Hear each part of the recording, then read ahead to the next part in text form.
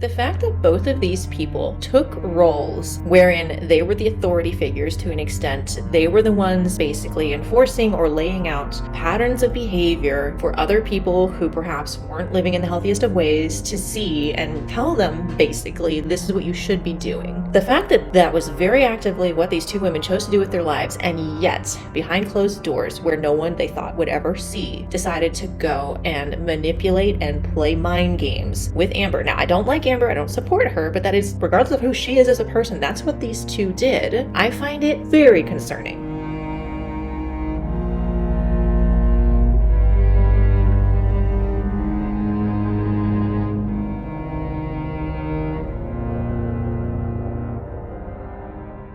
Hey guys, so this is honestly not a video I ever anticipated doing a reaction for or with or about, but Amberlynn Reid. Never thought I'd talk about her, and I actually am not really going to talk about her at all. I like to listen to Old Age Jordy sometimes. I think he's just very funny and insightful. I think some people are worried that he's gotten a little bit snarky as he's gotten more popular, and maybe that's true, I don't know, but I do enjoy his thoughts on things. And so when I saw there was a video of his where he was interviewing apparently a woman who was sort of an ex, if it was ever even like a real thing with Amberlynn. He's speaking with her and her wife. I was like, oh, that could be some very interesting listening. I'm curious. And after I started listening, I realized I would like to react to what these two are saying. Granted, I know very little about any of this going on, and I know that maybe there's details. I think they're getting on tonight, actually, to do a live of their own, so there might be things that I don't understand fully, but I had some immediate concerns when I started listening to this, and so I just kind of want to talk about it as like live and go through it again as Jordy speak with them. So I'm just going to pull it up and start chatting. Oh, now. Yeah, that sounds great. All right, that works. Okay, so hi, I'm a reaction channel on YouTube right now. We are live with a few thousand people. Just making you fully aware of that if you don't want to be involved in all this or whatever. But I'm kind of similar to what Zachary Michael does. I know that you've reached out to him in the past, but yeah, there's just all this crazy stuff been going on over the past week about Erica. So you're married to Erica?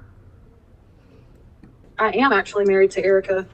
Okay. And just a heads, we are having a whole statewide internet data issue. Okay, so I believe this is Brittany, and then Erica is the woman that Amberlynn like faux dated. So if I sound kind of like muddled, that is why. Okay. So yeah, I had a whistleblower contact me this morning and be like, brace yourself. And it began from there. I've got hundreds and hundreds of people trying to contact me. That's why it took me so long to just find you. Yeah, I can understand all the messages you've been getting. So, I mean, was this a relationship that they had together online and it was just like over messages that you didn't know about? So what had happened was, what happened was after the boohoo breakup with wifey, we were, we have been avid watchers, Hater Nation. For anyone who doesn't know anything about Amberlynn, and again, I know very little, but she's apparently this very overweight YouTuber who goes through relationships like nothing else and has caused a lot of problems for a lot of people, apparently has lied a lot, and that's basically mostly all I know. So anytime they talk about like wifey or other people, I think it's basically just one of many people she's dated. For years. Oh. So I told Erica, we follow everybody, all of them. I told Erica, I said, I wonder if you message her if she would reply. She's like, I don't know, let's try. So she actually did respond. It took her less than 5 minutes. Oh. And I actually have a co-star here. The famous Erica is with me. If you would feel free to want to ask her any questions. Oh, hey there. So I will tell you that there has been a screenshot going around that of you saying something in an Amberlynn face. I just found that kind of interesting, just the way she even said that, like, the famous Erica is with me. Like, it seems very I'm sure they didn't want any of this to go the way it went. I'm sure it's embarrassing and confusing, and sorry, my hair is just going all kinds of crazy places. So she's probably not thrilled to be having this very public conversation, period. But still, it just kind of surprised me, like, the famous Erica is right here, my wife, I don't know. Facebook group, and it says that you had been a part of the group for about 4 years now. Oh yeah, I've followed Amber probably 4 or 5 years. So was the reaching out to Amberlynn done to kind of troll? Was it done as a joke? Yeah, absolutely. That was all it was in the beginning. In the beginning. So yeah, this is going to turn into a whole saga, and that is my number one issue with this couple, the fact that they were willing to reach out to her as trolls. I know that she's been very problematic. I know that people are just sick of people like her, Eugenia Cooney, Foodie Beauty, all these people who just don't take any responsibility for the terrible choices they're making and kind of just steamroll through life hurting endless people behind them and they don't care. I get that that's really annoying and people are like, how do we get through to them? But trolling them is never going to work and it puts you on their level. So the fact that this couple started out this whole thing basically entering at Amberlynn's level, I mean, already says a lot about their own sense of character. And it's like they don't even, at least in this interview that I remember, they don't even really accept the fact that they're just putting themselves where she is, which, I mean, how are you going to make any point to anyone if you're doing that? The very beginning, yep, that is how the whole thing started. Okay. And were there feelings getting involved? Did moods kind of change? So there's nobody better to tell you this from the person themselves. So I'm going to put Erica on for you. Okay. Do I have to do this all over again? Probably not in as much detail, just to answer his question. Okay. Hey, Jordy. Hey there, how are you? I'll admit I'm a big piece of shit right now, and I'm admitting that. And everyone that's watching, I do apologize. This got way out of hand. Shouldn't have gotten out of hand, and I made a mistake. And if I could take it back, I would. So she's going to say that a lot. This got out of hand. This got out of hand. No, it didn't get out of hand. It should never. And she kind of said this, but it's like, you shouldn't lead with this got out of hand. You should lead with, I made a terrible decision. And it's also not a mistake. It's not just as simple as a mistake. It was an active choice made by a full-grown adult, and it was a terrible decision made. Didn't get out of hand. It was a terrible decision that should never have happened. But since it did happen, of course it got out of hand, because what else would happen with a situation like this? what happened was, why I messaged her was she posted some TikTok or something talking about masculine or something like, what's your type? And I was like, mask women. And I looked at Brittany, I was like, should I do it? And she's like, yeah, like do it and see if she responds. And I did. And so like, yeah, I played the game for a little while. And then, it started becoming a problem because I guess Amberlynn started becoming attached, as far as asking me questions, as far as like, what am I doing? I played the game. It kind of became a problem. Something that I noticed a lot with how, I believe her name's Erica. Sorry, I'm already forgetting. I'm terrible with names in real life, let alone random YouTube people I didn't know about before today when I started listening. She uses very distancing language of this thing happened and then it happened to get worse. And I kind of did the thing. And I find it very concerning that she does not take active words of, I did this, and because of this, I made this happen. And I mean, sometimes she'll kind of say things in that way, but I do notice her trying, even subconsciously, I think, with little words and phrases to distance herself from responsibility, even in just small ways. Like, yeah, I played the game, and then it got out of hand, rather than I made a really terrible decision, and then I continue to make things worse with this person. Why didn't I respond within so much amount of time, like clocking my response minutes? And a little backstory to this, though, Amberlynn was very much aware that I was in the picture. Let's get that really clear. She knew the whole time that I was in the picture. Yes. So yes, this woman's wife, you can tell from her tone and from her verbiage, she is not thrilled at all. Like, let's make this very clear. I was in the picture from day one. when you first reached out to her after she had ended things with Wifey in the summer of last year, you made it known that you were married reaching out. Yeah. Okay. Yeah. And we are not a married couple she was intertwined with. Sorry, say that one more time. I said we were not the only married couple she was tangled with. She was talking to other married couples as well. Well, have you been seeing everything that's been going on the past week with this Tommy girl? Yeah, and the funny thing about that I have no is idea what that 16 is. hours after I called on to this crazy nightmare that was happening, Tommy all of a sudden had a ticket. 16 hours after I found out and after everything was severed, Tommy was on a plane trip. So the whole time that Erica and her were talking, she was also talking to Tommy. Yeah, I don't really know much about all these. Something with this Tommy person, I guess people think that she overfed her former partner. I don't really know or care about all these details. I think the emphasis is that Amberlynn just goes from person to person to person and has people lined up even while talking to other people and talks to numerous people, and it's just her whole dating situation is a huge mess. And many other people. So, I don't know why we're getting the pushback and no one else is.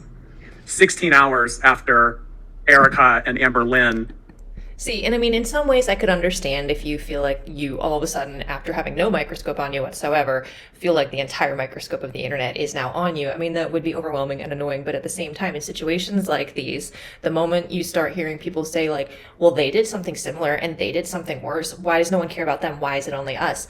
It can, especially depending on what else they might say about the situation, it can yet again be an effort to kind of distance of like, well, what we did was either not even as bad or just as bad as these other people. So look at them. Take some of the pressure off of us, please.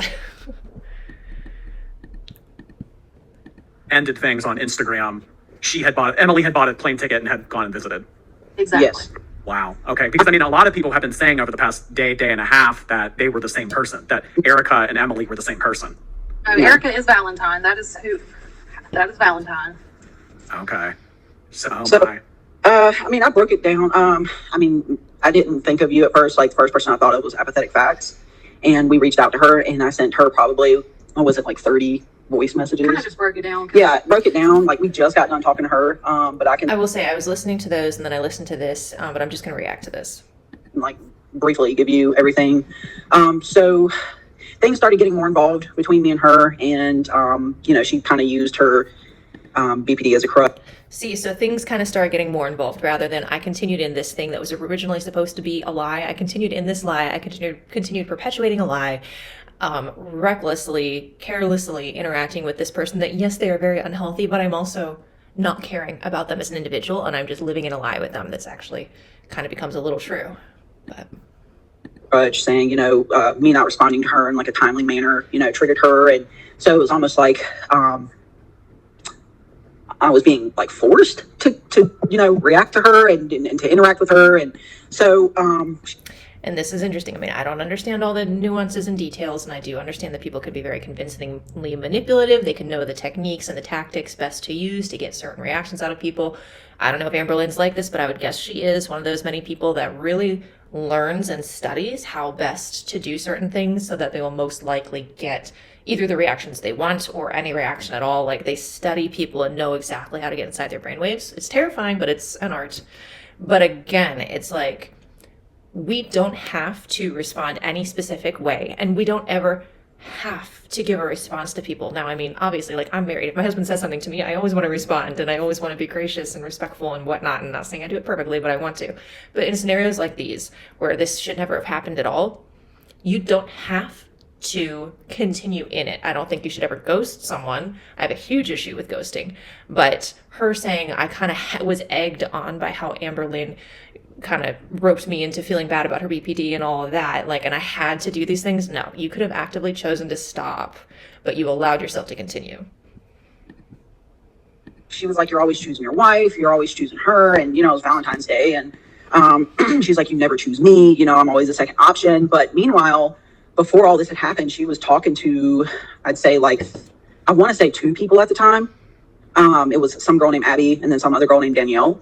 And then, like, Alexis, of course, like, was her friend. But, Amber has said things over the phone I can't prove through text about Alexis and her ordeal, but I'll get into that later. See, and that's just, again, I mean, I think she'll go into this further later, but it's just like, you don't have to. People, I mean, because I've seen this in Ryan Anderson, Gypsy's ex-husband, too, where some people in these scenarios like to feel they have the upper hand of, like, I know stuff that you don't know, and I want that person to know that I know stuff that no one else knows, that I know. I'm dangerous, look out. So things just kind of felt uncomfortable, and I kept interacting. We were in an emotional relationship. She was feeding me the shit she feeds everybody else. And I fell for it, and I'm not a victim. Okay, I'm gonna go ahead and say I'm not a victim. That's good. My wife is a victim of this. I should be the one getting the backlash for this. I made this stupid mistake. I was stupid for it. And that's where I somewhat agree and somewhat disagree. I mean, her wife is a victim from her deciding to have an emotional affair. Her wife is not a victim in this Amberlynn situation because this never should have happened. And from the way they tell the story, they both jointly agreed to do this trolling of Amberlynn. So they both jointly started a landslide, and they both need to take responsibility for that and recognize how inappropriate and unacceptable that was. And I'm going to get more into that later because I really kind of got upset at them. So both of them were at fault there. Yes, your wife is a victim too, choosing to have an affair. I could take back a wood. So yeah, I entertained, led on Amberlynn, gave her what she wanted.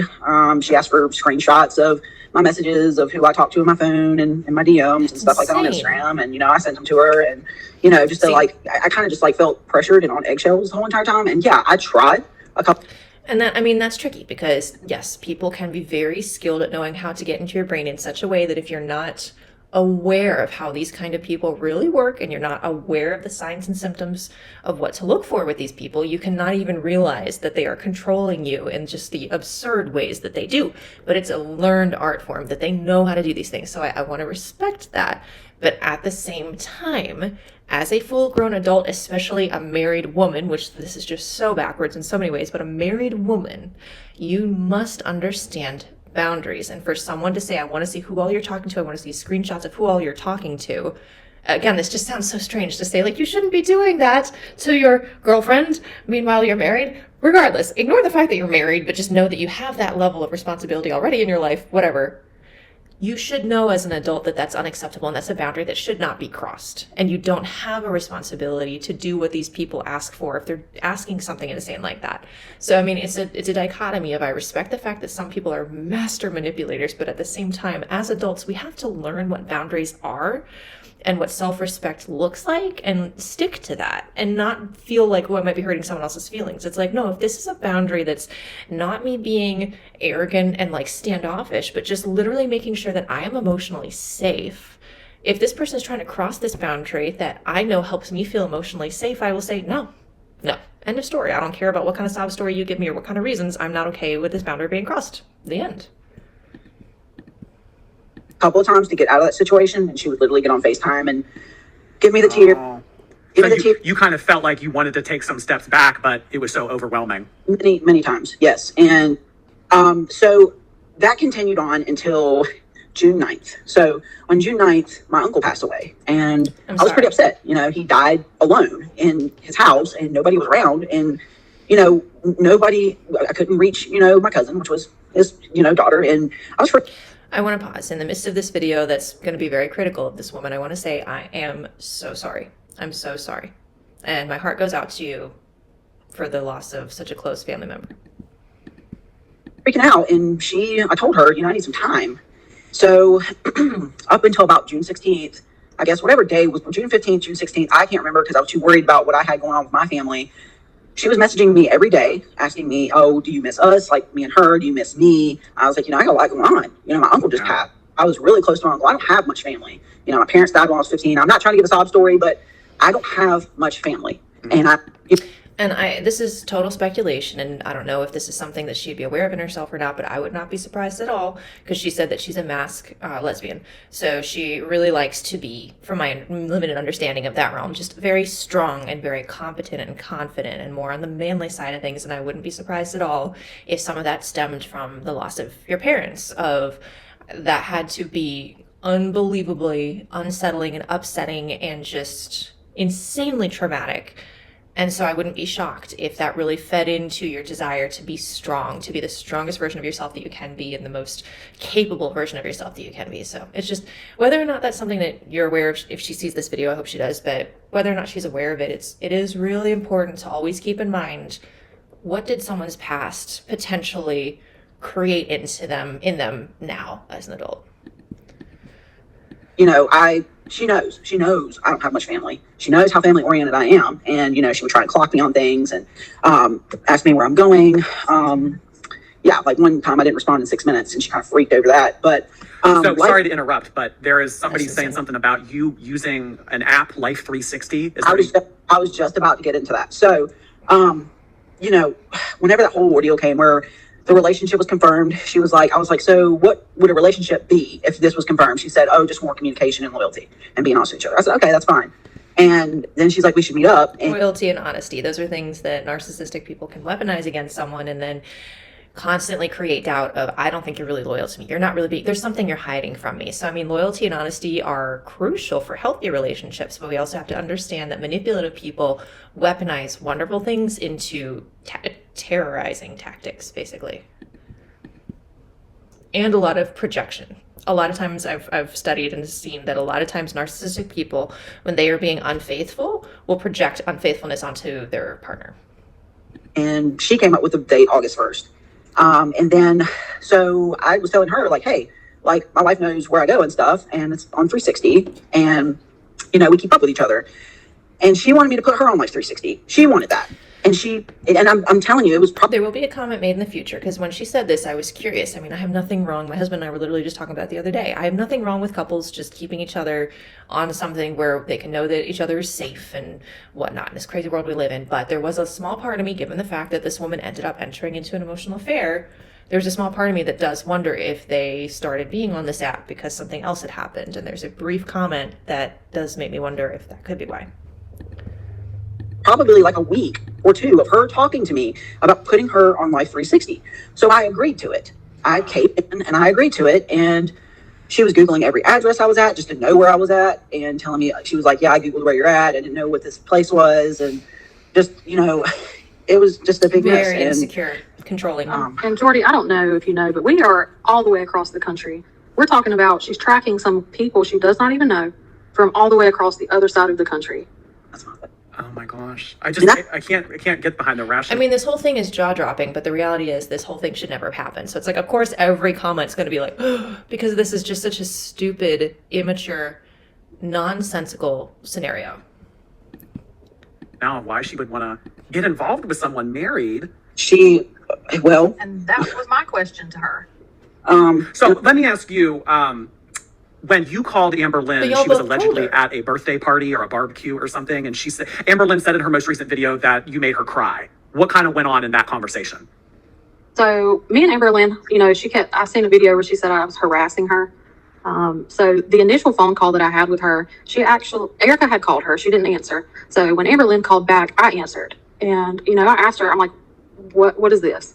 What are you doing? What is going on? You know, she's married. You're telling her not to have relations with her. I mean, like, it was crazy. That was the first phone call. I told her, do not contact Erica. Do not make any videos. I don't want to hear not another peep play. Nothing. No more contact. So she goes to, I think, Erica's TikTok and says, can you please unblock me? no, that's not what Or something to that effect. And what was it on then? it was a fake phone. Oh, sorry. She had a dummy phone or a text app. And she said, can you just Amberlynn had a burner phone. That is incredibly disrespectful. But of course, I mean, as little as I understand about Amberlynn, she doesn't care. She does not care. That is for sure. She doesn't care about her own health. She doesn't care about the standards she should be setting for herself in life in general. She doesn't care about whether she's hurting other people. So, I mean, it's shocking and disgusting that she still is trying to reach out to this woman after this woman's wife said, stop reaching out to my wife, even though they both were involved in starting this whole thing. So really, honestly, frankly, there should have been an apology from the wife saying, look, I'm sorry we did this. This was really stupid. Don't contact her again. Well, I mean, I guess they didn't maybe tell her all the details there. There should have been very early on an apology and just whatever ending of things. But aside from that, I lost my train of thought, but it's very disgusting that Amber did that, but it goes in line with the fact that she will do whatever she wants to make herself feel better, recklessly going through other people's emotions without a care in the world. or Something. or a text app. So yeah, the next day after that was squashed. You know, Amberlynn asked Brittany if we could still be friends, and Brittany was like, Absolutely not. No, that's not the question. So and how this came about, how this phone call happened. Well, hold on. You know why she wanted to still be friends? Because she wanted to stay on y'all's good side because Yeah. she didn't want you guys talking.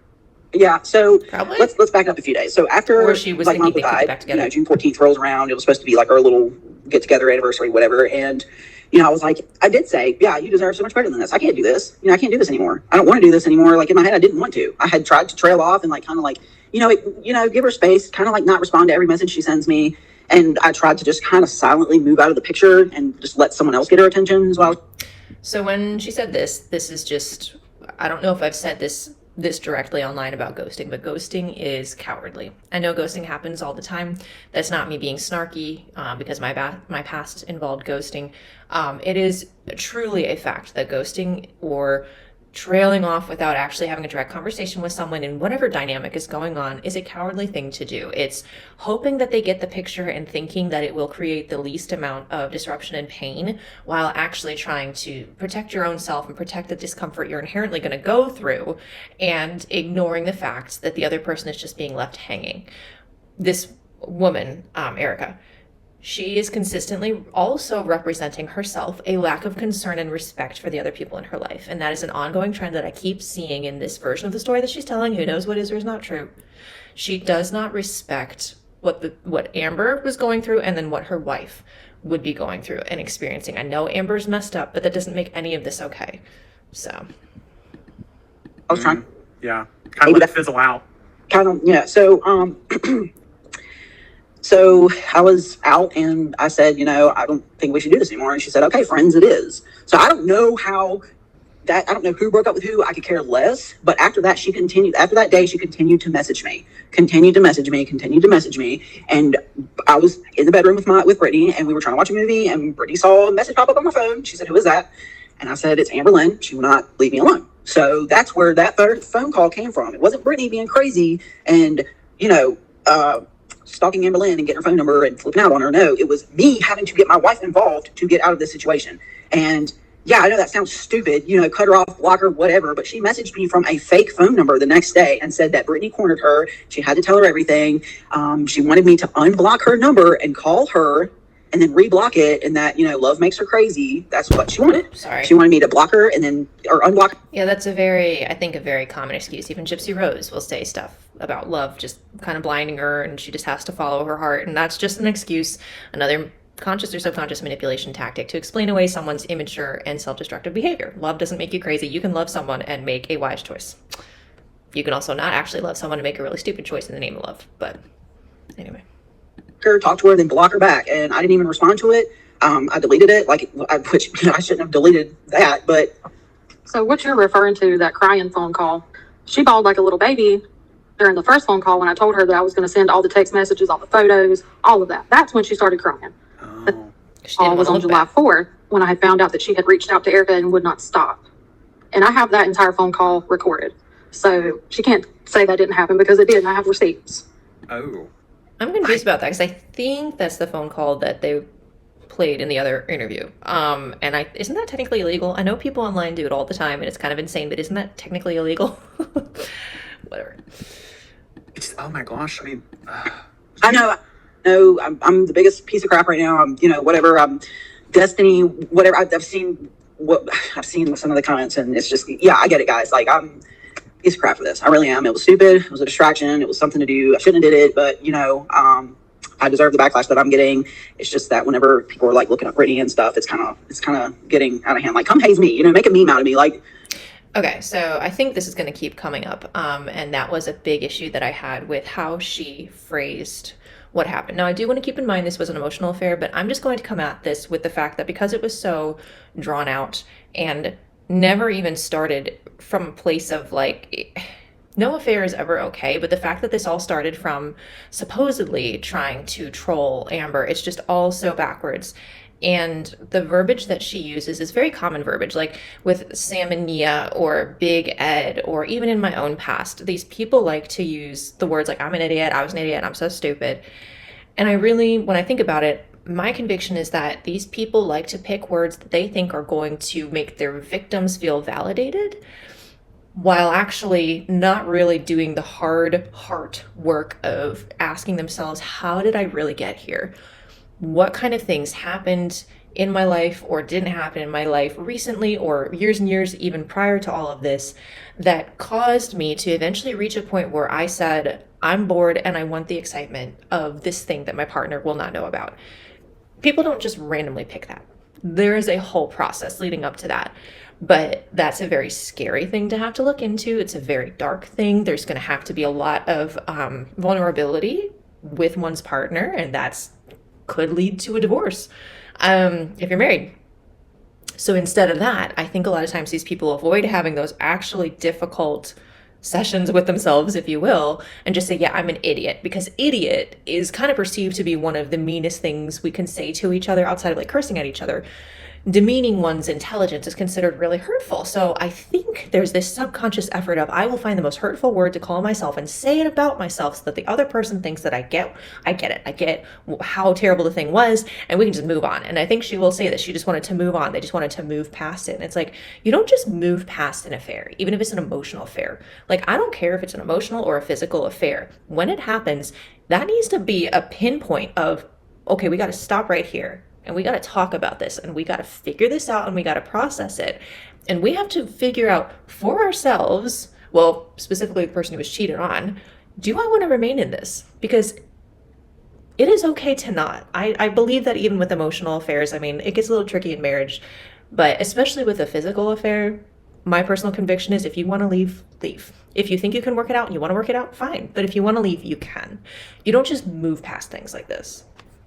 So, You know, do what you got to do. But whenever, like, I understand that she's going to get backlash too because she's a part of it. But it should have never happened. And Just real quick, did you buy her? So, like, did Amberlynn ever send you gifts, or did you ever buy her a Lego? Because remember, she said that somebody bought her like a $400 Lego.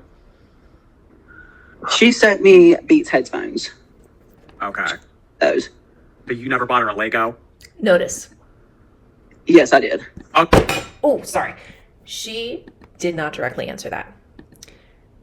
She knew it was going to make her look bad to admit to the fact that she spent big money on Amber. So when Jordy asked her, did you do that? She didn't say yes immediately. She tried to kind of offset it with, well, I also got this really expensive thing. I think she was kind of trying to do like a net, whatever you call it, where it's like it all balances out, right? So we can just kind of skip over the fact that I sent something really expensive. There's a reason she didn't answer directly to that. She's embarrassed about it, and she knows that it's completely unacceptable that she did that, regardless of what Amber sent her. She's embarrassed about that, as she should be. Oh, you did buy the Lego. Okay. Yeah, that was me. Or the Lego, Okay. whatever. Okay. Yeah. So, I mean, I guess that, this is just something that you and Brittany need to work out eventually, but it's like, This is something I noticed later. You'll hear her numerous times say, yeah, yeah. And it's this short little tapering off, yeah. And that's when I can tell she's like, ugh. Yeah, we're working out. We're trying to drop this, but then all of a sudden all this crap comes out today, and See, we're trying to work it out. We're trying to drop it. You don't drop an affair. Dr. John Deloney, I forget everyone's names. Awesome guy on YouTube. Check him out. He stresses whenever an affair, really of any kind, happens, if you decide to continue in your marriage, partnership, whatever, with that individual, it can never and will never look the same. It will never be the same. That is a starting over point where it is, okay, how do we rebuild a new future? Because we can and never will go back to what we had before. That trust has been broken. We have to remake a new thing. So for her to talk about, like, we're trying to move past it and drop it, she doesn't get it. She doesn't get it. we were over with it. We were fine. We were dandy, and we're trying to move past it. It was a fuck up. It was a mistake. I was stupid. I don't really talk to anybody on social media anymore, and I just go to the gym and See, it was an F up, it was I'm stupid, blah, blah, blah, blah. You can tell she is trying to just be like, can we just get this behind me? Which tells me she has not done the deep, difficult, scary, forcibly vulnerable work that she needs to do to really understand, how did I actually get here? What was I actually looking for? Was it even something that I should have been looking for? Was I just really selfish? Like, yeah. that's about it. so it's kind of like a game that turned into a distraction, and you kind of got mixed up in it, and you probably put a little bit too much emotion into it, and then she got really involved. And She was playing a mental game with Amber's emotions, and I don't care how messed up Amber is. That is incredibly messed up. It's not just stupid and a mistake. Playing a game with someone else's brain and someone else's emotions is manipulation itself. It's tending towards the whole narcissism side of things. It's completely unacceptable. she started to get really attached. In a psychotic sense, yes. Like, I wouldn't say anything bad about my wife to her. Like, every time conversation came up about Brittany, it was almost like she would get upset with me because I would never say anything bad. Like, Brittany recently, took a vacation from work and accepted a different position. Because Amber, I mean, this whole thing is just backwards. She thought this woman was going to be divorcing her wife so that this woman could be with Amber. The fact that the woman wasn't speaking badly about her wife to Amber read as, you're still supporting her and you're probably not going to leave her. Is any of this okay? No, but that's the logic. It kind of, in a way, sort of makes sense. Now, I'm not saying people should badmouth their exes or the person they're getting separated from. There's a balance there. But there could be concern. I mean, even in a healthy situation, if someone is in the process of divorcing their spouse, I don't think they should date until they're fully divorced and then well after that. But like, if someone is in that process and then they just seem to kind of be be super careful and like cradling the person like Ryan is with Gypsy in a way, people can read into that and be like, wait, there's still something going on there. So that's where Amber was. Position that was better and less stress, and she was at home, so I couldn't, I told Amberlynn, hey, we can't talk. She's here, whatever. And that was one of my ways of trying to like kind of push her away. Didn't work out that well, and she's like, well, she's being a baby, and I'm like, no. She was saying that your wife was being a baby? Yeah, because she took a different job that was better and less stressful. But she's like, oh yeah, because she quit her job because she's a baby. And I was like, no, it was for more money. Amber's insecurity. And I like she couldn't handle the workload? No, it was, well, Amberlynn was trying to make it out like I'm this bad person because I quit my job to be at home, when the fact was I actually put in my notice with my last job to start a new job that was a lot better and a lot closer to home. But to her, I was a baby. So if you can imagine, like a lot of this stuff is really new that I'm just finding out about. Like when I found out that Amberlynn had my address and was sending stuff to my house and knew every coordinate that I was going to, like it blew my mind, because like that's like my life. And I even told her in that phone call, I'm like, it's really creepy to have you looking me up on Instagram. And I mean, I believe this is because of the woman that fake dated Amberlynn. So if that is the case, I'm getting mixed up in the details a bit, but if that is the case, that is a violation of trust with your spouse. Amberlynn shouldn't be bearing the brunt of the blame when your spouse actively chose to do that, if I'm understanding this correctly. And following my every move, and I don't even know you or that you're doing it. So, question for Erica. So, like, what was your kind of involvement with Alexis? And, like, who is that? Is that Amberlynn's friend? Oh, gosh. Okay, so apparently in Amberlynn's eyes, I made Amberlynn stop talking to her friends, so-called Abby, so-called Alexis, which I didn't. Amberlynn kind of said that, was always saying like Abby was rude to her, said mean things to her, and I was like, well, why do you talk to her?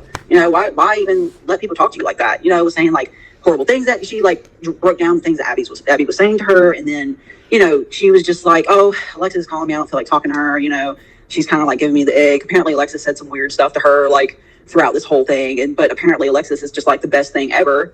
And Alexis, I never talked to Alexis, but like Alexis I guess knows like the gist of me and Amberlynn. Okay, so she was kind of jealous of y'all's relationship in like a weird way. I think so, yeah. And I will say that those friends that visited Amberlynn was not Alexis and whoever, it was Eric and Ricky. So but yeah, when she had people fly out. Yeah, I feel like they mentioned this more than once. I don't know the importance of that. Whatever. That was not. Sorry if you can hear my stomach. Who people are assuming to be. So when you say Abby, is that Alexis? No, that's a different person. That is a 22-year-old little girl. Little girl. Yeah, I'm 34. So. Oh, age-wise. Okay, I thought you meant like. Okay. Oh, she's small too. She's very small frame. Like, I'm probably twice her size. Like, 22, because I know I think Amberlynn is 33, 34, something like that. So 22 and 33, 34. Like, obviously people who are about 10 years different could certainly be friends, but like, why? That's interesting. Structure-wise. Okay. Well, Alexis has actually just come into my stream just now, and she has some words to. I would like to what Alexis has to say. So Alexis is saying Fueling that you guys are just spewing a bunch of lies. Erica is a sociopath who has cheated on her wife multiple times, and she's trying to save her marriage by doing this. No, actually. So Alexis, I know you're young and everything, but so the difference between having a relationship with somebody, being boyfriend, girlfriend, versus being married for 9 years is you stand on different foundations, right? So when something happens and you're just dating, you can just cut that person off, no big deal. But when you've been married for 9 years, you're kind of on a different foundation. So okay, I'm going to pause it. I think she basically says that. I very much disagree with and Alexis, I have no idea who this person is. I don't care. She could be absolutely a pickle. But saying, I know you're young, is very condescending and demeaning to someone. This is clearly meant to be a bit of a jab because Brittany clearly feels very insecure over the fact that her wife did cheat on her. I don't care how tough she's trying to act and how she's trying to be all like, when you're married, you got a different foundation of love and you learn to work. I think she's about to say, like, if you love someone enough, you work through it with them. But Brittany feels very insecure and scared. I'm not doubting that at all. And I don't care if she denies that. That's just, I can tell from how she's responding. I'm very convinced that's where her head is at. And so having this young kid try to say, hey, your wife has cheated on you numerous times, I'm sure that just, whether or not that's true, I'm sure it really digs her even further into a sense of just feeling worried and insecure. They also don't deny that.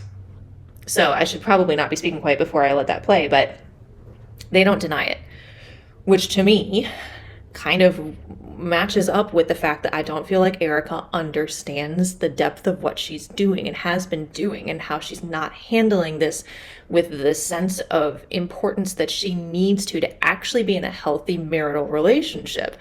If this is a pattern, let's say it is, I don't know if it is, but if it is, that makes sense. It all adds up. So yeah, I don't know. And then she's about to, sorry, my hair's annoying me.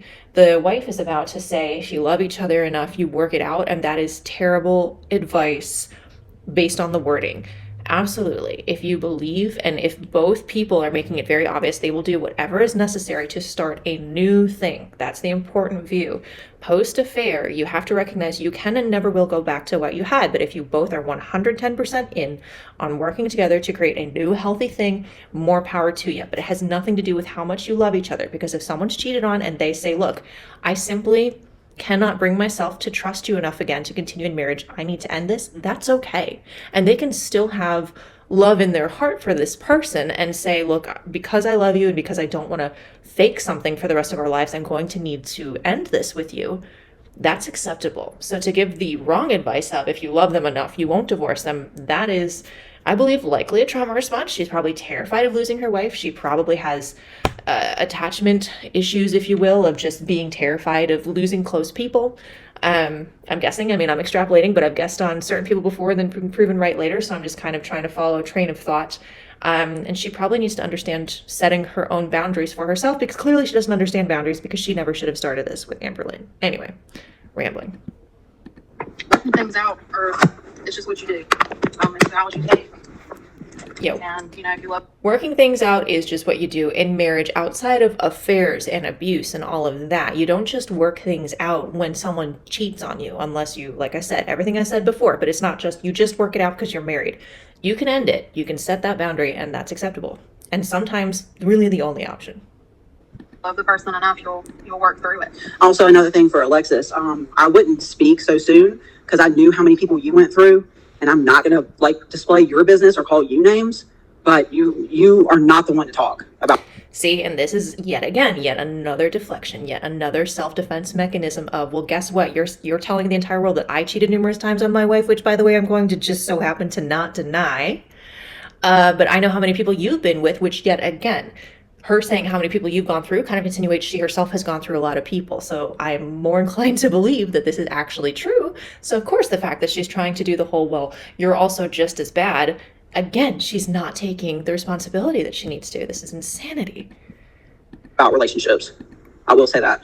And like I was saying earlier, the whole, like, I know stuff that you don't want me to know, but I know it and I could bring it out at any time. So you better be careful what you say about me.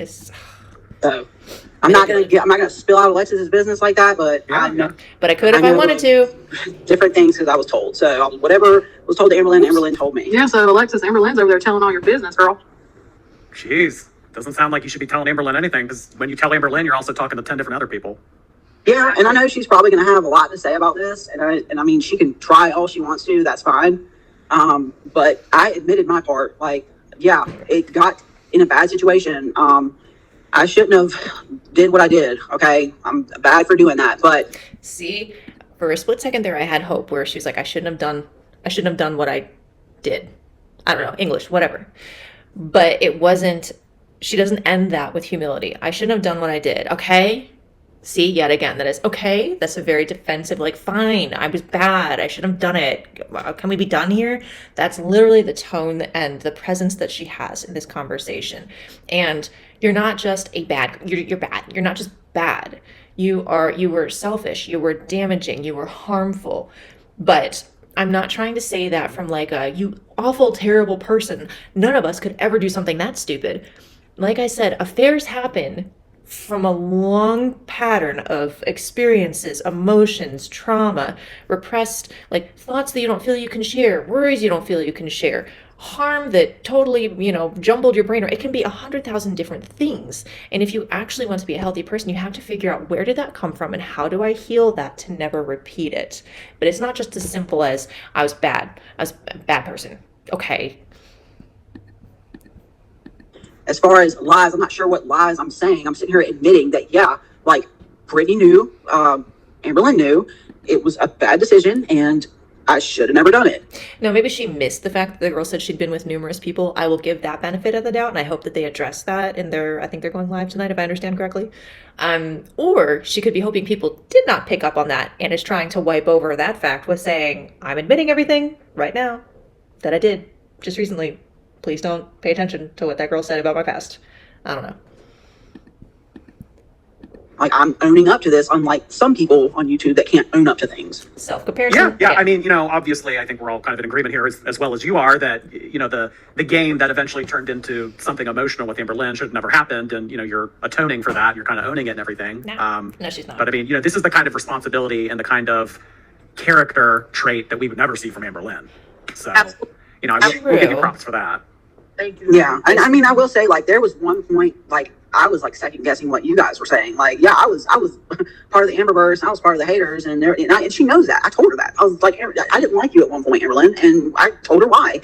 And she gave this side to me that made me second guess her as a person. Because I mean, you know what Amberlynn's always saying, you guys don't know the real me. Get to know the real me. Like, what you see on YouTube and who I'm portrayed, that's not the real me. So like, maybe it was kind of like she was playing a character. I think I think there's two things that happen. People can certainly surprise us in positive and negative ways as to showing us a version of themselves we didn't realize was there. And sometimes it's a great thing, and sometimes it's also a manipulation tactic. I fully recognize that could be going on with Amber. Also, from what I've studied with people that enter into affairs, as I keep saying, people don't just happen upon it and accidentally fall into it. A lot of times there is something in someone's brain that says, whether or not this is valid or true, their brain says, I am missing XYZ. I wish I had XYZ. And then when someone comes into their life or they go searching, part of their brain tells them, hey, that thing that you've been wanting, this person has it. And that's what leads into affairs with specific people. So I think, I'm already forgetting her name, but not Brittany, the other woman, Erica. There is something that she was searching for that she decided to believe Amber had. And however that relates to Amber showing a different side of herself, the two connected into the affair. It's not just that anyone could meet Amber, see this beautiful side to her, and then have an affair with her. It's jointly somehow Amber acted different, and this woman's brain was searching for something, and it all collided. And Amber, likely being the manipulative con artist that she may be, probably knew exactly what that was and how to feed into it. I will say I'm not sure if who I dealt with was the real person or if who she was on YouTube was the real person. That's how bad it was. Judging by how she's acted, and she's blatantly told me, I respect you. I will not have no more contact. Just judging by the aftermath of how she acted, I would lean more towards the whole thing with Erica was the act, not, who we see online. I honestly believe who we see online is probably the real person. Everything, all the rumors, everybody pretty much says the same thing at the end of the day after their relationship with her is done. I mean, everybody has the same story. What is everybody lying? I don't think so. Yeah, I mean, there's a common denominator here. Right. Also, I lost my train of thought. Oh, yeah. So this is going to sound crazy, but as far as her manipulation goes, I worked in a maximum custody prison for close to 10 years. I dealt with probably the meanest people you could probably ever imagine. And I never once fell victim to any of their tactics, their tricks, and their bullshit. Maybe it's because I knew, hey, you're a criminal. But with her, it was like, I've never been that manipulated before in my life. Exactly. Because ideally, some people do this, but ideally you would never be dating these people. Your brain wasn't even in a space to be like, could this work? It's just completely separate. So of course you weren't bowled over, whatever, by their techniques. But Amber touched that special part of your heart that only relationships can, and that's a special part of our hearts that nothing else can fill. And she knew how to get in there. Also, I can't remember if the wife mentions that she's a therapist. I hope she does. She, at least in the other interview, said that she's a therapist. The fact that both of these people took roles wherein they were the authority figures to an extent, they were the ones basically enforcing or laying out patterns of behavior for other people who perhaps weren't living in the healthiest of ways to see and tell them basically, this is what you should be doing. The fact that that was very actively what these two women chose to do with their lives, and yet behind closed doors where no one they thought would ever see, decided to go and manipulate and play mind games with Amber. Now, I don't like Amber, I don't support her, but that is, regardless of who she is as a person, that's what these two did. I find it very concerning that they took these roles of authority. And I'm going to extrapolate from that they likely had some kind of life events that led them both in differing ways to say, this was not okay, this was wrong. I want to make it my life mission to help people understand how to do things right and better techniques to use and what's right and wrong and boundaries or whatever. And I mean, in and of itself, there's nothing wrong with that. But the fact that coupled with that, they didn't mind crossing boundaries and playing with people, playing with Amber, secretly, to me, says that they have a very self-righteous attitude, and when it benefits them, they will mix up and blur the lines. When it doesn't benefit them, then it's very hard-nosed, this is right, this is wrong, and they like to be the ones to tell people how they should do things while themselves doing whatever the heck they want. That's really, really concerning. Sorry. Life. As far as anything that I had said triggered her PPD, it triggered, her abandonment. She has abandonment issues. She was always, every single day, needing reassurance. She was sending me videos to get my attention, and like whenever I would try and end things and take pictures and stuff like that. And about how long would you say, so I mean, you guys were talking shortly after she broke up with Jade. How long would you say that you guys had like a texting relationship? Like, how long would you say it went on for before you started to realize that there's an issue and you wanted out? When was it? So we started talking like this. I sent the message September 27th, and I think things got out of hand, at least on Britt's part, around like November. So like Brittany was like, I don't want you talking to her anymore. So not 2 months, maybe Yeah, almost 2 months. and of course, like I tried, and I got I got backlash, and I kind of caved in, and was given a show. I guess that's what it is, because she told Brittany on the. I kind of caved in. See, it's always important to look at how people phrase things. Kinda. Again, kinda is a minimization rather than I gave in. I was weak and I gave in. It's I kind of let her influence me again. In this recorded conversation that she would not give my name out because she like respects, privacy. That's why we're doing this now. Like, we just got done telling apathetic facts, a whole bunch of stuff, and probably stuff you'll find out whenever she edits everything. I'm probably forgetting some things because I just have completely I was just letting it all out. But yeah, I'm the jerk, and I was an idiot, and I'm stupid, and. Well, so November. So if you guys started talking in late September, and then sometime in. So if anyone needs any tips for how to handle making a terrible, terrible decision wherein your first reaction is just to say, I'm an idiot and I was stupid. Sure. I mean, if you want to throw that word in there, I mean, okay, fine. But it doesn't help the case at all. Using self-deprecating words in scenarios like these is more so, I'd say more commonly, a less trustworthy technique than to actually name things for what they are. I was careless and reckless. I broke trust. I showed that I didn't care about your feelings, but I do, and I want to. I recognize that I need to learn and grow. I need to get therapy for myself. I need to figure out what was going on in my mind to lead me to this, and I will actively pursue you. I will do whatever you need to feel safe. I'm sorry, I'm talking like I'm a mom to a kid. I just mean it from the bottom of my heart because I have felt the pain of some level of infidelity, we'll say, in my past. And so it means the world to me to lay out how it should be handled. Whatever you need me to do, I will do it. And then actually mean those words and actually do whatever it takes, no matter how big, no matter how small, no matter how absurd. If a person betrays someone else's trust, but they are truly willing to do whatever it takes to regain that trust over time, they have to mean those words. And it can be hard, and it can be scary and embarrassing and difficult and confusing and painful for everyone involved, but it has to be taken with that level of sincerity. So I got myself off track, but that's how this should be handled. In November, is that when Brittany reached out to Zachary Michael? Yes. So you were willing after like a month and a half to spill everything that you had already known. So really, this could have came out last year. Yes. Absolutely, yes.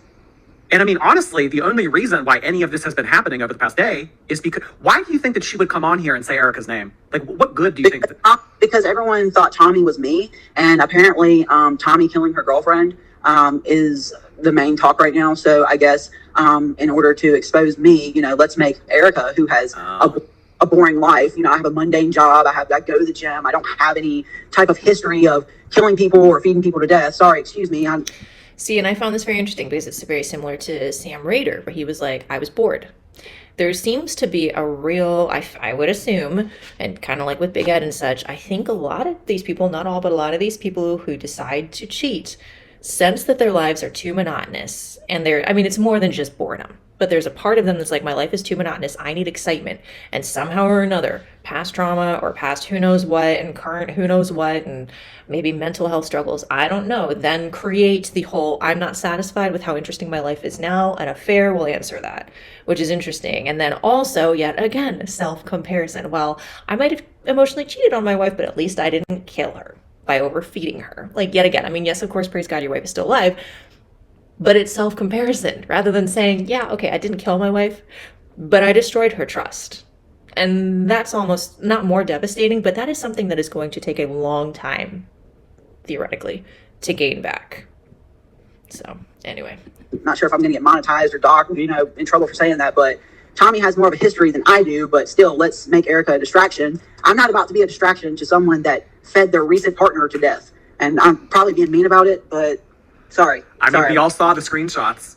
I respect wanting to be like, hey, no, that individual that everyone thinks I am, that was not me. I get that, but given everything we know about Erica, I think this is hitting her pride quite a bit. I think it's less so about wanting to make sure no one thinks the person who fed her wife or girlfriend to death. I think it's less about wanting to make sure everyone knows that's not her and more about her ego is getting hurt. Otherwise, we wouldn't have these long conversations. It would just be a brief little something or other to prove the fact that it wasn't her, and then that's it. So... You know, so let me ask, so like, obviously you're very fitness oriented, you're very interested in weightlifting, that kind of stuff. Did your relationship with Amberlynn, did it ever kind of be like you were her coach, you were trying to get her to lose weight, get her health on track? Not necessarily, no, but, she was like, I did like try to support her in this whole like Ozempic thing. Okay. And I guess like shortly after we like parted our ways, Ozempic failed. Not sure how that happened. But shocking. She was like, she would tell me her weight. She's like, I'm trying to get down to this weight before this date, and I'd be like, okay, I'm proud of you for that. That's, a good job. But I was trying to like tell her better options of things sometimes. I'm like, maybe you should do this or maybe you should do that. And, I don't know if she took my advice or not. But obviously not. Yeah, do that. The conversation's kind of neither here nor there because this should never have been going on, so I don't have a comment on that. That too, I guess. So well, I'm not cutting you too much slack and everything because obviously that you did wrong, you got involved and everything, but it kind of sounds like this wasn't the best person to kind of. At all. Yeah, because they obviously have a lot of emotional issues and attachments. It kind of sounds like you didn't want to be. This wasn't the best person for you to have had an affair with. You should probably have picked a different person to cheat on your wife with. Tips from Jordy. I know that's not at all what he's saying, but like, okay. Mean, you didn't really want to. And I wasn't mean. Like I snapped at her a couple times because she was timing my responses. Like, oh, what were you doing for the last 4 minutes? What were you doing the last 30 minutes? What were you doing? And then on FaceTime, I would look at my emails or look at my messages from my friends, and she's like, what are you doing? Why are you looking at your phone? Why are you looking down at your phone like that? Because I wasn't looking directly at her. And that kind of behavior, that truly does happen in controlling relationships. It gives me chills every time I mention this story, and I don't tell it very often, but I have a friend who her ex was so controlling that he would never believe she was out with just girlfriends.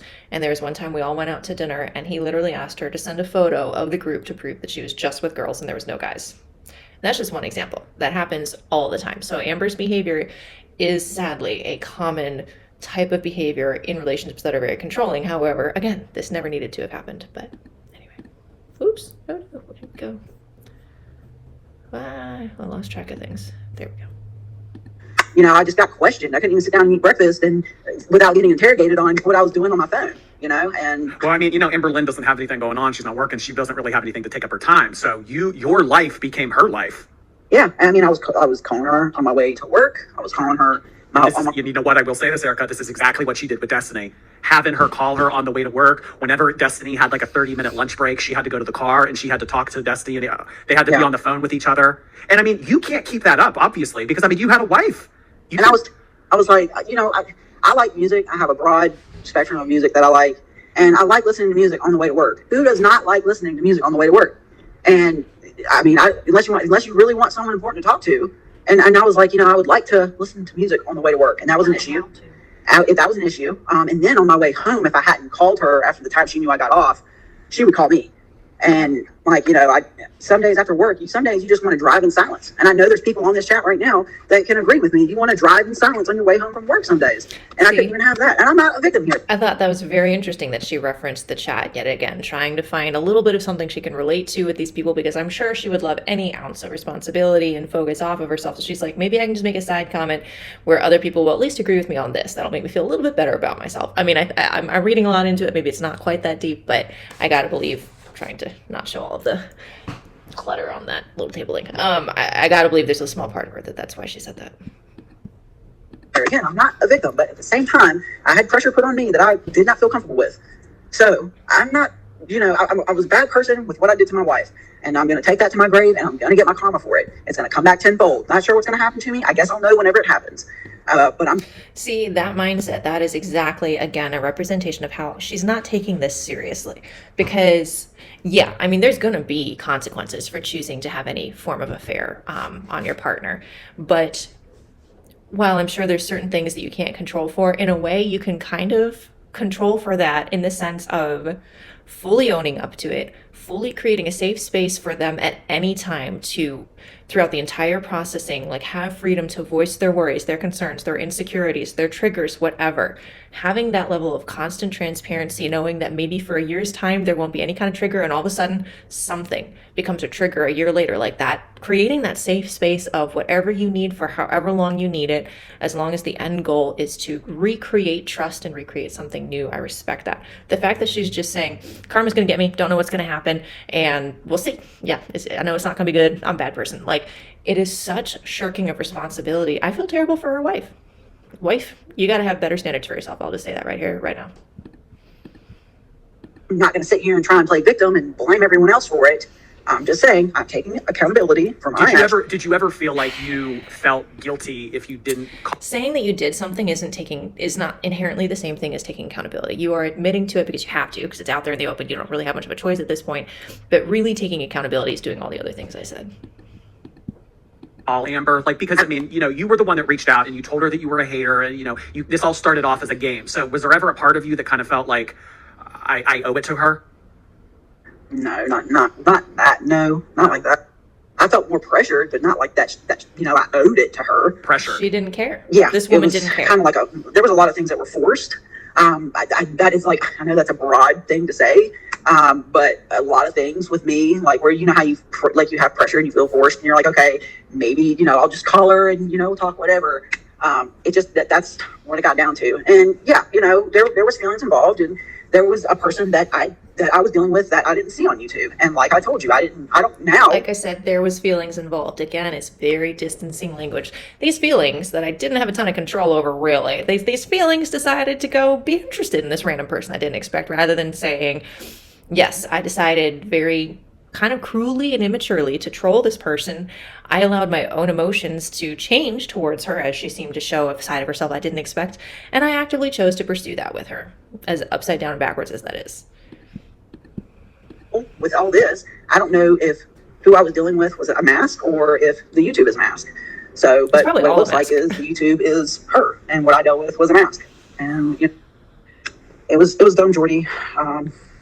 I've never done anything like this before, like this live stuff. So I apologize for rambling. Well, I mean, just to offer you a little bit of unsolicited advice here, obviously the reason why you kind of got involved with Amberlynn is because you enjoyed some type of emotional connection with her, whatever that might have been. So I just would maybe suggest identify what you liked out of the relationship that you had online with Amberlynn and kind of see how maybe you can mold that into your own marriage. Because, maybe you were missing something, or maybe she thought she provided something that Brittany doesn't. Obviously you guys were exchanging gifts, so there were feelings. So, relationships are work, marriages take work and everything. So, the way Jordy phrased that, I know he didn't mean it in this way, and this is the one time I will 100% take the wife's side. The way he worded that unintentionally was victim blaming of, hey wife, maybe there's something that you weren't doing that would make Erica's life a whole lot better if you were more like Amber in this way. That's not the way to phrase this at all. Now, could there be now this, I don't even like using this scenario as an example because it's just so backwards and insane, but I guess really every affair is, so what am I saying? But in affair scenarios, let's say someone meets someone at work and has an affair with them. Let's say their spouse at home tends to not really like to have deep, honest conversations about how they're feeling. And this person's at work, happens to start up a conversation with their work buddy and starts realizing like, oh, this person's really deep and they really like to have deep conversations. Never okay to have an affair. But it's also, I lost my train of thought here. While I understand the concept that sometimes people find something that they're lacking in an affair, it's never okay to say to the spouse, well, you should have done this better and it wouldn't have happened, because that's not true. You don't ever have to choose an affair. There are always other alternatives. But part of the healing journey can be, I realized, for the person who cheated, I realized in myself, I really value just having open, honest dialogues about how we're really doing.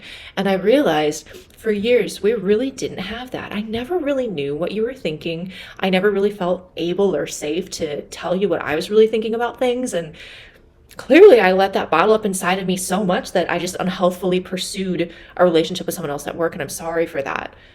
As a result of what I'm learning from this affair, could we really work on having some of those deep, open, honest conversations? That's good, but it has to be very carefully worded and carefully handled so as not to say to the spouse, this is your fault. You didn't do this, and because you didn't do this, the affair happened. Everything's a balance, but affairs are always a choice. Just want to stress that. I'm glad to hear that you guys are trying to work it out and you haven't called it quits over this and everything. Yeah, we've been together 10 years. That's a long time. We've been married for going on 9 now. So, of course, 10 years is a long time, Jordy. People are going to make mistakes in marriages. And this was one of them, and it was probably the worst one I ever made in this whole 10 years. It was stupid. Yeah. It started out as a joke and ended as a nightmare. A terrible decision. It's not just a mistake. It's a decision. Remind me one more time about, why was Amberlynn under the impression that you were going to move in with her? I guess that would be tomorrow. Oh, gosh. So the night that we, I chose... She was like, like I said, we had a conversation. She's like, you never choose me. You don't want to be with me. You always choose your wife. You could just be with me, blah, blah, blah, blah. And I was like, okay, well, like I said, she said it would be more communication, just more loyal, more honest with each other. Okay, that's fine. So bizarre. We can move on to that. And she's like, okay, well, let's meet. I was like, okay, pick a date. And then the discussion came up. I was like, if I do this and then I come back, it's going to be how Jordy's just munching. And then she's like, well, just move in, or something. It came about, and I did not have intentions to do it. I didn't want to, but yeah, I let her on and told her because it was months before. I was like, yeah, I'll be there. But she was asking me multiple times throughout the time frame, am I still coming? Are you still coming? Are you still going to be here? See, and this is just the exact same mentality that goes into ghosting. It's the self-preservation. Really, it's I don't want to face this awkward moment where I'm going to have to set this boundary and say no to this person and disappoint this person and incur the wrath of this other individual, whatever. So I'm just going to lead them on. I'm not going to give a direct answer. I'll give an answer, but I know the answer is not going to be true in the long run. And it really, it's outside of an affair situation. It's kind of cruel in a way, even though I know it's common. It's just very self-focused and self-preserving and cowardly. So yeah, I don't know that she really gets that. And was there a push from her for you to get a divorce? Yes. So she was trying to slowly put her hooks that in. I found very interesting. I forgot about that. There was a pause and then an elongation of the word yes. I am just extrapolating here. I would not be shocked if Brittany didn't know about that. Or if she did, that is something Erica was not expecting to be asked. You can tell she did not want to admit to that, because my guess would be that there were, maybe Brittany has seen everything. Maybe she said she has. Who knows what is or is not true. But my guess would be there was probably conversations about how Erica was indeed going to get a divorce and blah, blah, blah, blah, blah, when Erica never hopefully never meant that. Maybe there was a part of her that wondered if maybe it would be wise. I don't know what I was going into this, but how there was the pause and the elongation of the word, she was not comfortable with answering that. So just interesting. And try to kind of change your mind. Yeah. Yeah. Oh gosh. Just the short, yeah. Yeah. Not a good Yeah. idea on her end. The word going down. Yeah. Well, so there was a moon picture at one point too. I see a lot of people in the chat right now being interested. Was that you? Did you send her that picture of the moon? What moon? There was some photo Amberlynn had, and it was like the date that you guys allegedly started dating, and it was Oh, yeah. okay. So that was you. Yeah. All right. So just the chat's really curious about the Lego and the moon pic. Yeah. Yeah. Oh my. Yeah. Well, I appreciate y'all's time. Thank you so much for getting on here with me. I'd imagine Amberlynn will have something to say about all this, and she'll have her side of the story. And I'm sure that you can expect Alexis to say stuff, but I could care less about Alexis, and I could care less about anyone. it kind of seems like everybody's just annoyed with Alexis. Maybe they're both in the chat. I don't know, but Alexis, I'd watch it because I know more than you think I do. So, chill. See? But anyways, Self-preserving, a little, not even a veiled threat, a straight up threat towards this person. She doesn't want her to expose stuff on her, so she's like, hey, I know stuff about you. It's all very like playground-esque. Like, well, if you hurt me, I'm gonna hurt you, so you better not hurt me because you watch out, I'm gonna do it even worse. It's not adult. None of this is adult behavior. It's craziness. it was good talking to you. And yes, I'm an asshole and piece of crap for doing this, and not looking for sympathy, not looking for any type of sympathy or anything like that. So, Yeah. that being said, All right, guys. Well, have a good rest of your night. Thanks so much for giving me the time. You too, Jordy. Thank you for clarifying for us. All right. See you soon. Bye. Bye. Okay, so that's all. Jordy has a much longer video. That's all I'm going to react to this. But yeah, just very, very interesting dynamic. I never expected to be talking about any of Amberlynn's exes, but just this interview really kind of for me was like, this needs to be discussed. There needs to be a deep conversation about what is healthy processing, what is healthy wording, what are healthy mentalities that go into affairs, but also just the whole trolling in general. And I really, really hope that these women will begin the process of learning respect and boundaries and humility. Both of these women really need to understand how arrogant both of their actions were through all of this. I think there's probably a lot of healing that they both need from things that they've probably never told anyone online ever. Just a guess, but just from things that we picked up. So I wish the best for them. I know this sounds like really angry and like condescending in a way.